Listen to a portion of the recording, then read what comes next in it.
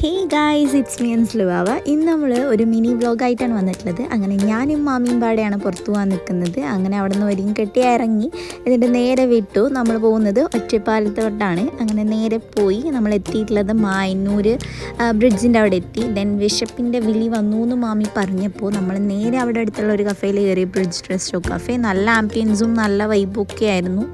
അതിന് നേരെ അവിടെ കയറി. നമ്മളവിടെ നല്ല രസമായിരുന്നു. അവിടെ കുറച്ച് സമയമൊക്കെ സ്പെൻഡ് ചെയ്യാൻ നല്ല രസമായിരുന്നു അവിടെ.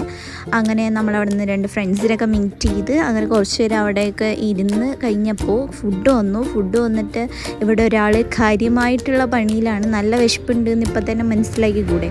അങ്ങനെ നല്ല കാര്യമായിട്ടുള്ള പണിയൊക്കെ കഴിഞ്ഞിട്ട് നമ്മൾ കുറച്ച് നേരം അവിടെ ഇരുന്ന് അങ്ങനെ നല്ല മഴ വരുന്നൊരു ക്ലൈമറ്റ് ആയിരുന്നു.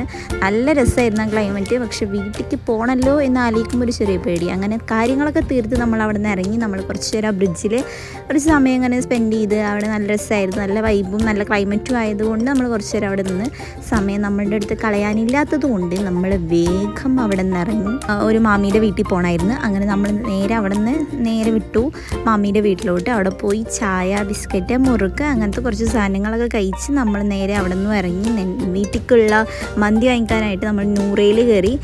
എനിക്കുള്ള മന്തിയും വാങ്ങിച്ച് നമ്മൾ അവിടെ നിന്ന് ഇറങ്ങി. ഇനി പ്രത്യേകിച്ച് ഒരു പണിയില്ല, നേരെ വീട്ടിലേക്ക്. അതായത് പോയ വഴി കൂടെ തന്നെ തിരിച്ച് നമ്മൾ വന്നു.